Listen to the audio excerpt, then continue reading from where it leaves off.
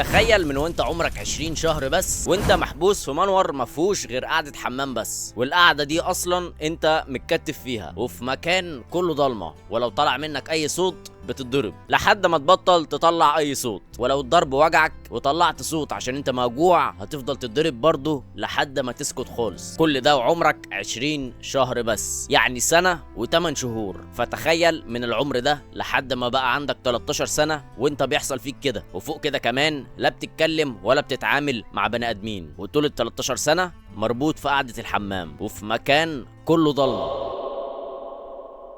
بالنسبة لك في خيالك دلوقتي ان دي قصة فيلم، بس الصدمة بقى ان كل ده قصة حقيقية، ودي قصة البنت اللي انا جاي احكيها لك النهاردة، جيني ويلي. وهي زي ما قلت لك بنت اتحبست في منور في الضلمه، وكانت مربوطه لمده 13 سنه في قعده الحمام، فما كانتش بتتحرك ولا بتعرف تمشي لان هي مربوطه في القعده. والغريب بقى ان اللي مبهدلها كل البهدله دي هو ابوها نفسه، وكل ده عشان كان عندها توحد وهو مش عارف يتعامل معاها، وامها كانت عاميه مش بتشوف فمش عارفه توقف اللي بيحصل ده، واخوها كان بيحصل معاه نفس الكلام تقريبا بس اخف شويه او اخف كتير، ما كانش بيبقى متكتف ولا محبوس في مكان، بس مش مسموح له ان يطلع منه اي صوت برضه. فموضوع اخوها مبلوع شويه. اللي حصل مع جيني بقى مش مبلوع خالص. تخيل محبوسه من عمر سنه و8 شهور لحد سن المراهقه تقريبا، ووصلت لسن 13 سنه وهي عمرها ما اتعاملت مع اي بني ادمين ولا حتى اتعلمت تتكلم او تكتب او تقرا، يعني ما تعرفش اي حاجه في الدنيا غير ان هي قاعده في الضلمه وان هي هتتضرب على اي صوت تعمله. فما كانتش بتعرف تتواصل مع الناس ولا تتعامل معاهم لان هي طول الوقت خايفه ان لما يطلع منها اي صوت ان هي هتتضرب، وكانت في منور ضلمه فالضرب بيجي لها وهي مش شايفاه. هي عارفه لحظه ما يطلع منها صوت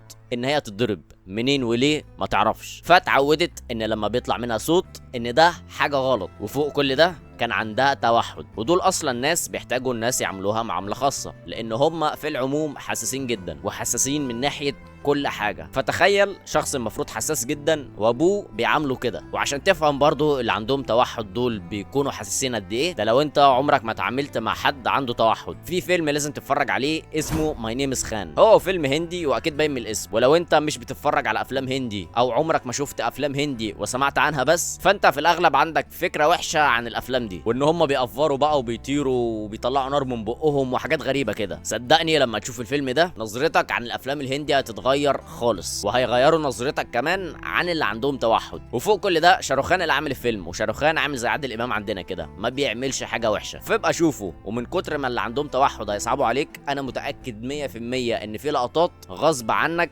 عينيك هتدمع، ومش عشان الفيلم حزين بس عشان اللي عندهم توحد طيبين فوق ما تتخيل. نرجع بقى لقصه جيني. بعد ما ابوها قعد يعذبها 13 سنه اتبلغ عنه، لان البنت المفروض بقت كبيره ومحدش من قرايبهم شافها ولا حد من جيرانهم شافها، شافوها اول ما اتولدت بس. وفوق كده كمان قبل ما اي حد يبلغ عنها، سلطه رعايه الاطفال في امريكا كانوا لاحظوا ان في حاجه غريبه بتحصل، لان بيكون متسجل عندهم كل الاطفال اللي اتولدت. فوصلت لسن 13 سنه وما سمعوش عن اي نشاطات ليها ولا اتسجلت في اي مدرسه ولا حتى في ليها شهاده وفاه، فما ظهرتش باي طريقه في اي حته، فاكيد في حاجه غلط بتحصل. فراحوا لابوها البيت وسالوا عنها واكتشفوا كل اللي كان بيحصل معاها، وطلعت لهم هيكل عظمي تقريبا وريحتها وحشه جدا وملهاش اي ردة فعل على اي حاجه، لان هي اول مره تقريبا تشوف بني ادمين. فاخدوها منه واعتنوا بيها وبدات تتعلم القرايه والكتابه واحده واحده. بس طبعا حالتها ما كانتش كويسه خالص، وما اعتقدش ان هي في يوم من الايام هترجع طبيعيه، لان هي من بعد ال 13 ولسه هتبدا تكتشف الدنيا. المره دي بقى والفيديو ده انا جايب لك فيديوهات ليها وهي بتتعلم كل حاجه، وبما انها كانت مربوطه 13 سنه في قعده الحمام فما مشيتش تقريبا، فكانت بتتعلم تمشي صح الاول، وزيها زي البيبي كانت لسه بتتعلم القرايه والكتابه، وان هي تميز بين الحاجات اللي هي شايفاها عشان تعرف ده حيوان ولا جماد ولا ايه. وعشان تعرف هي كانت متبهدله قد ايه، تعالى اوريك كانت بتمشي ازاي.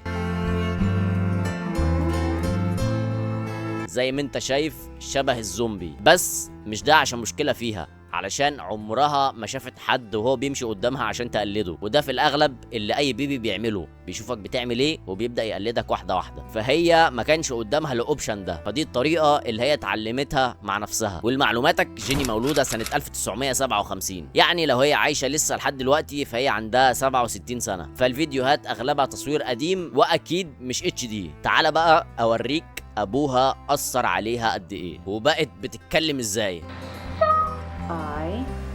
I march سامع مش عارفه تتحكم في نبره صوتها، اوقات صوتها ناعم جدا واوقات صوتها خشن جدا، لان دي حاجه هي عمرها ما استعملتها، فلسه مش عارفه تتحكم فيها. وزي ما انت سامع وشايف برضو ان هي مش عارفه تتكلم صح، الكلام تقيل على لسانها، بس نوعا ما بتعرف تعبر عن نفسها. وفوق ان هما كانوا بيعلموها انجليزي اللي هو المفروض لغتها الاساسيه، كانوا بيعلموها كمان لغه الاشاره علشان لو حاجه وقعت منها من اي لغه فيهم تعرف تعوضها بالتانيه. ماما. فانت تخيل بقى ان كل اللي هي وصلت له ده بسبب ابوها، امال لو ما كانش ابوها كان عمل فيها ايه؟ بس اللي يزعل اكتر بقى ان هم اهتموا بيها لحد ما بقى عندها 18 سنه، وبعدين قرروا يرجعوها البيت تاني. بس بعد 4 شهور بس مامتها اكتشفت ان هي مش عارفه تتعامل معاها، فرجعتها ليهم تاني. وهنا سلطه رعايه الاطفال اسسوا اول دار رعايه للمعاقين، بس للاسف اللي كانوا ماسكينه متخلفين، فعملوا جيني وحش وكانت بتتضرب كل يوم زي ما ابوها كان بيعمل، لحد ما فقدت النطق من تاني ونست كل حاجه اتعلمتها تقريبا. ولما مامتها عرفت كل اللي بيحصل ده رجعتها البيت وبعدتها عن كل القرف ده، وحاولت تتعايش هي معاها لان والدها كان توفى خلاص، فما فيش حد هيأذيها في البيت، وزيها زي اي ام قلبها ما طوعهاش تسيب بنتها تتبهدل كده. بس اللي زعل ان هي اكتشفت ده او حست بده بعد 18 سنة، ومن وقتها مش معروف جيني فين. كل اللي معروف ان هي مع مامتها، مفيش اي معلومات تانية عن هي فين او عايشة فين ولا مش عايشة اصلا، محدش يعرف. بس اللي كانت بتعلمها القراية والكتابة اللي انت شفتها في الفيديو كانت بتقول ان هي كل شوية بتتصل عشان تطمن عليها، وكان على طول بيتقال لها ان هي عايشة وكويسة. بس مامتها كانت منعاها ان هي تتعامل مع اي حد علشان حالتها النفسية وعشان ما تفتكرش اي حاجة من اللي حصلت معاها قبل كده. فامها بدأت تحميها بس بعد 18 سنة، ودي اخر صورة ليها مع مامتها، وبعد كده لا هي ولا مامتها ظهروا في اي حاجة تاني. وبس كده الفيديو وصل لاخره. ايه رأيك انت بقى في كل اللي حصل مع جيني ده؟ قولي في الكومنتات، وما تنساش اللايك وتشترك وتفعل الجرس. وبس يا زميلي كده الفيديو بقى خلص، سلام.